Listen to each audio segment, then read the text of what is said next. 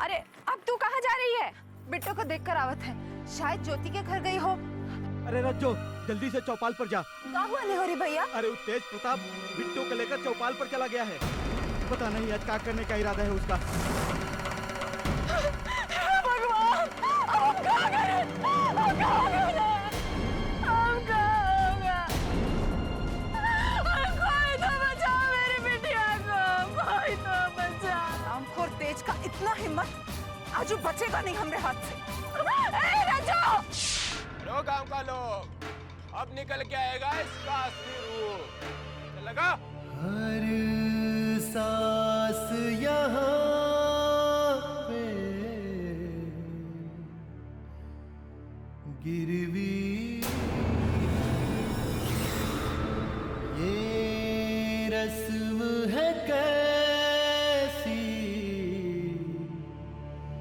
जीने की जुर्म लगे इंसान होना है सजा ये कैसी जीने की।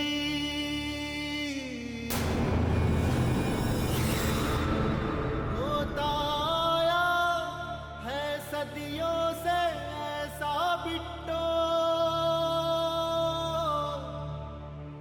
होगा ना जाने कितनी सदियों बिट्टो।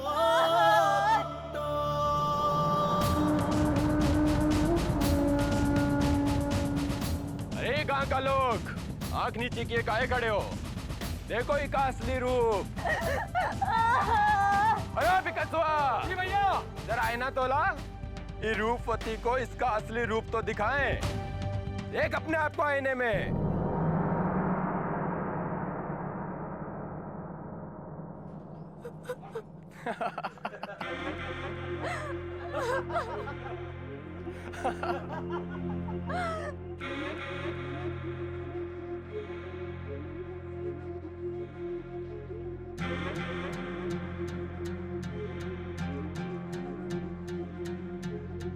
चलो भाइयों, हो गया तेज प्रताप सिंह का इंसाफ।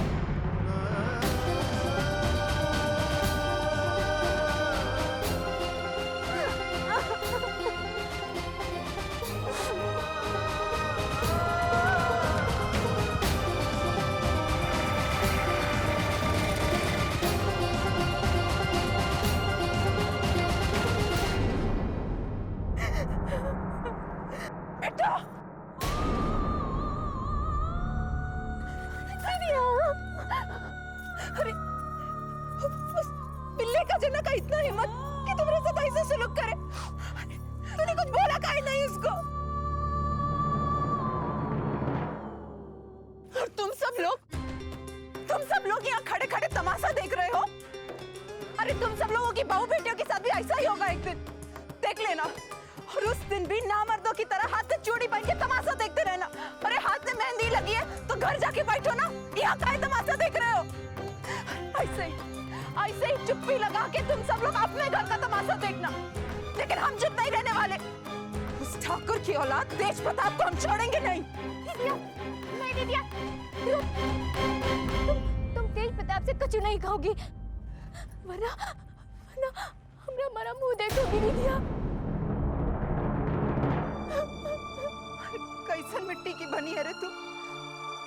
वो नास पिटा तुर पे इतना जुल्म ढाता है और तुम हमें को रोकती रहती है। वो कहे ना दीदिया, हमरे लिए तुम्हारी जिंदगी किसी भी बेइज्जती से बड़ी है। तुम्हारे लिए अगर हमें जिंदगी भर ऐसे काली पोत के रहना पड़े ना, तो कोनो फर्क नहीं पड़ेगा। और हम छोट जात के लोगों के लिए काली की जिंदगी में लिखा गया है, तो यही सही है, यही सही है दीदिया। हाँ बेटा, इस लड़के ने परेशान करके रख दिया, पूरा खानदान का नाम मिट्टी में मिला दिया। हम जब भी कहते हैं कि उसको रोकिए, तो आप ही उसको बढ़ावा देते हैं ना। तुम कहना क्या चाहती हो कि हमने कहा ये सब करने के लिए? जिसका कल घुटने में होता है ना, उसका कोई कुछ नहीं कर सकता। ये सरेआम जो वो छोटी जात का बेइज्जती कर रहा है, वो अपना खुद का बेइज्जती करा रहा है। तो आप कहे कुछ।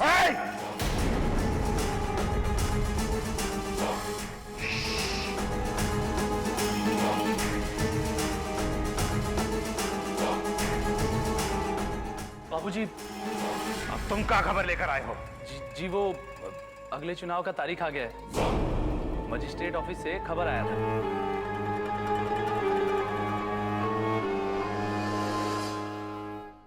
पटवारी जी। इलेक्शन से पहला ये मजिस्ट्रेट वास से एक मीटिंग तो फिक्स कर हमरा। जी हम कल ही कुछ सेटिंग करते हैं राम भरोसे। और रुद्र तुम एक काम करो, जी बाबूजी। ये चंपा के क्रियाक्रम पर एक बहुत बड़ा सा भोज का आयोजन करो और चंपा के बाप से कह देना कि भोज का सारा खर्चा हम देंगे।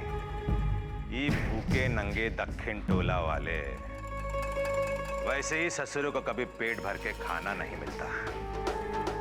चलो, चुनाव से पहले सूर्य प्रताप सिंह का अनाज खाएंगे तो सूर्य प्रताप सिंह को ही प्रधान बनाएंगे। अरे रज्जो बिट्टो, अरे जल्दी भाग के घर जा। क्या हुआ चाचा? तुम्हारी माँ घर में बेहोश पड़ी है।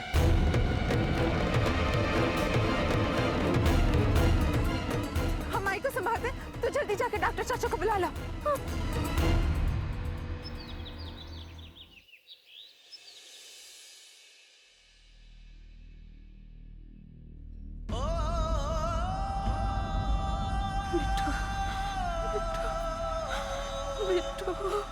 माई, माई बिट्टो यहाँ ही है। देख, देख माई बिट्टो ठीक है।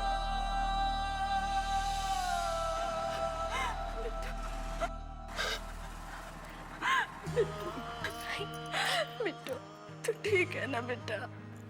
हाँ माई, कुल ठीक है।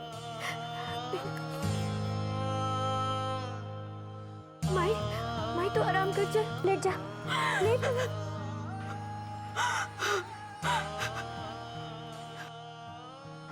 रज्जो, एक मिनट बाहर आओ।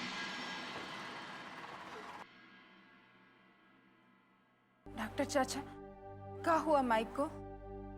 अरे असली बीमारी तो भूख है, उसके शरीर में दम नहीं है। बेहोश नहीं होगी तो क्या होगी? खाना के हिसाब से दवाई दिया है। यही तो रोना है डॉक्टर चाचा। खाना का इंतजाम कहाँ से करें? आज तो तुम्हारे टोला में भोज है। ठाकुर साहब ने चंपा के मरने के बाद दिया है। जाओ वहां से कुछ ले आओ और उसे खिला दो। अगर खाएगी नहीं तो जिंदा नहीं रहेगी, समझ गई? मैं चलता हूँ।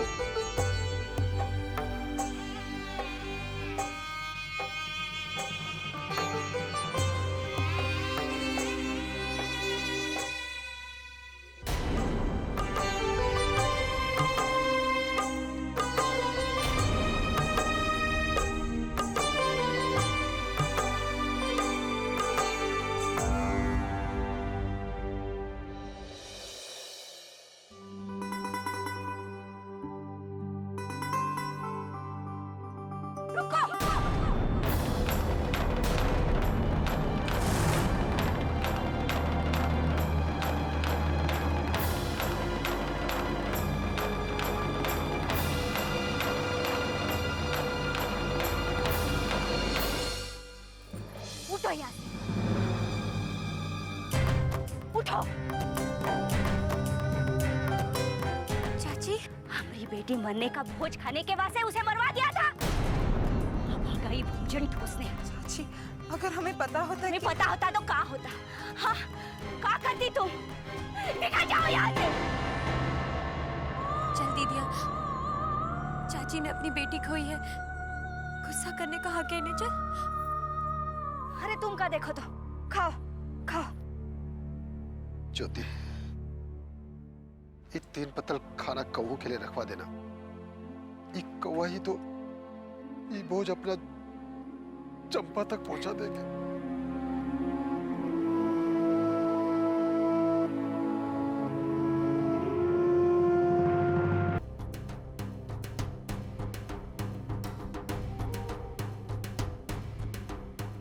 दीदिया, हम यहाँ क्या करने आए और काहे चुप रहे हैं?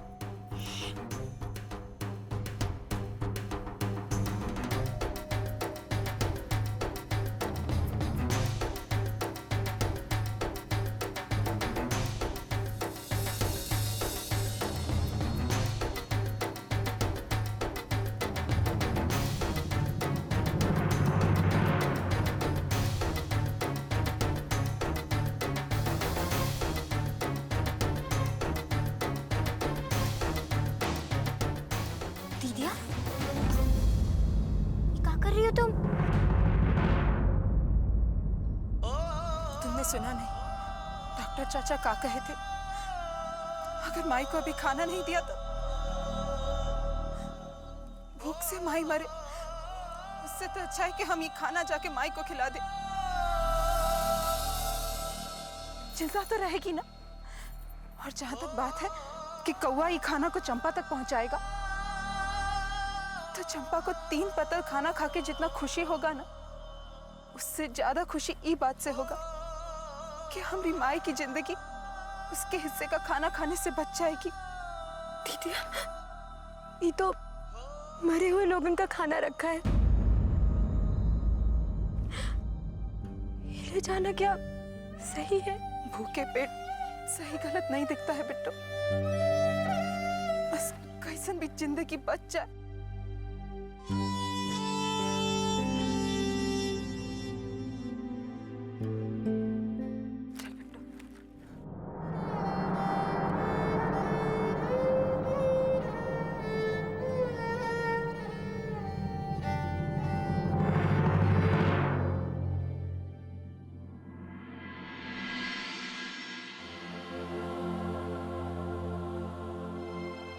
कहाँ चली गई थी तू दोनों?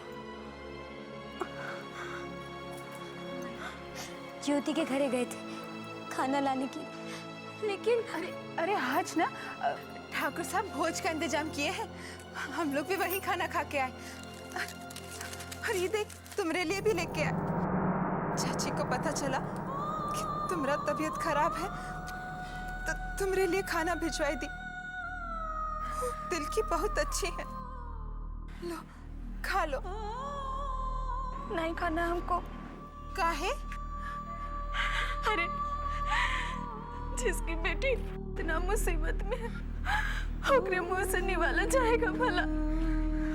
अरे तू भी ना माई, बेकारे में ही परेशान होती रहती है। अरे कछु नहीं होगा बिट्टू को, हम वहाँ जाके उठाकर के बच्चे को अच्छे से समझा के आए हैं। अब वो दोबारा कभी बिट्टू की तरफ आंख उठा के भी नहीं देखेगा। चलो माई, बात ना बना, लो खा लो। डॉक्टर चाचा कहे हैं तुम्हारा खाना खाना जरूरी है। अरे ये खाना खा के जिए से तो मर जाना अच्छा है। ऐसा काहे कह रही हो? तुम्हारे बिना हमारा कौन है? हमें कछु ना होगा, कछु ना होगा भाई।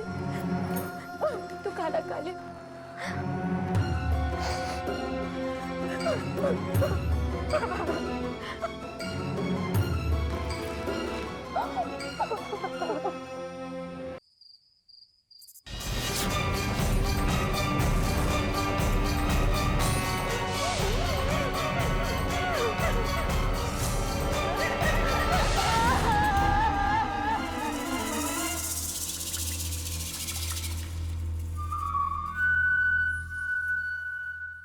क्या बात है देवर जी, बहुत मंद मंद मुस्कुराई रहे हो।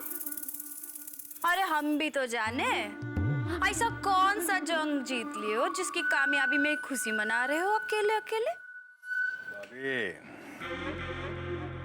जिसकी वजह से मैं अपने पूरे घर में बेइज्जत होना पड़ा। इस लड़की की खूबसूरती हमारी आंखों में, हमारे दिल में, हमारी आत्मा में कांटे की तरह चुभ रही थी। आज पूरे गांव के सामने हमने उस लड़की के मुंह पे कालिक पोत दिया। पर हम तो सुने थे कि ठाकुर लोग बहुत हिम्मती होते हैं। पर तनिक एक बात तो बताइएगा हम, कि उन लड़की का मुंह पर जो कालिक पोता है ना, वो तो पानी से धुल जाएगा, लेकिन आपके मुंह पर जो कालिक पोता है उसका क्या? अभी कहा नाम से बोले जा रही हैं आप? हाय प्रभु, चिल्लाते कहाँ है देवर जी? लगता है हमारी बातें आपके पल्ले नहीं पड़ती हैं। सब लोगन का सामने उस लड़की के मुंह पर कालिक पोत कर सारे गांव में खुद ही ढिंडोरा पीट आए हैं कि वो लड़की का खूबसूरती कितना चुभता है आपको। अरे ऐसे ही बदला लेना था तो तो खुद ही अपने मुंह पे कालिक पोत के घूम जाते सारा गांव। हाँ भाभी अपना जबान बंद रखिए, कहीं ऐसा ना हो कि हम रिश्तों की मर्यादा भूल जाएं। रिश्तों की मर्यादा तुमने रखा कब है?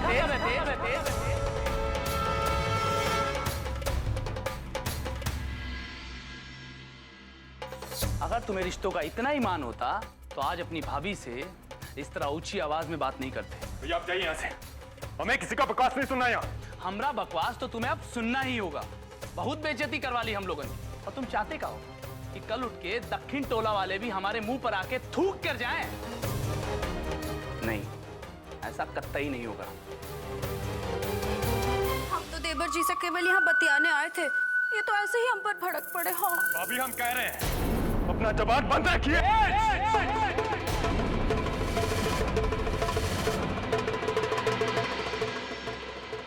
ये मत भूलो कि तुम किससे बात कर रहे हो। ये तुम्हारे भाभी है। माफी मांगो। भैया इससे पहले कि हम सच में भूल जाएं कि हम किससे बात कर रहे हैं, आप इनको लेके जाइए यहाँ से। और नहीं गए तो क्या कर लोगे? हमको कलवा और बिकसवा मत समझना। ये जो गुंडई है ना, मार के निकाल दी जाएगी। देख कर मारोगे? मारो, अरे मारो ना, मारो। तेज प्रताप!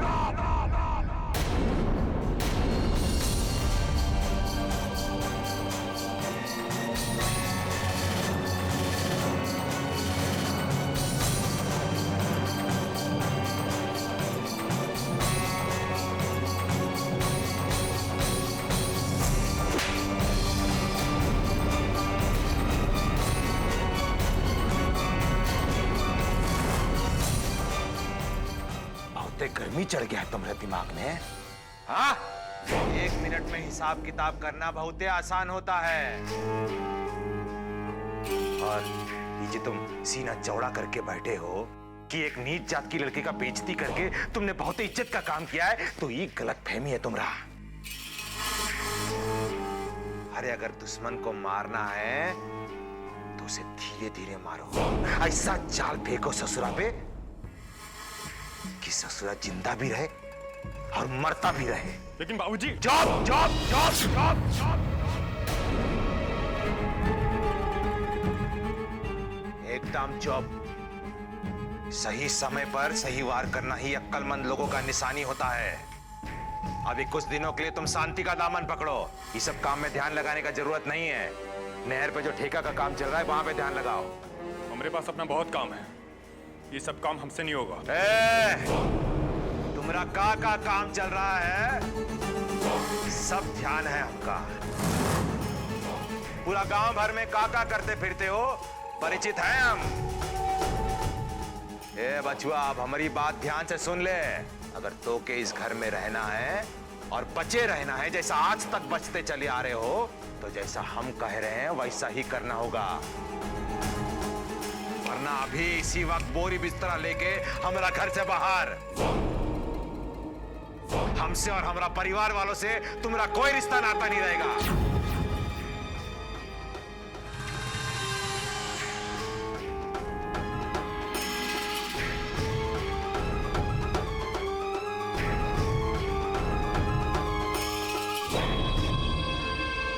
चलिए।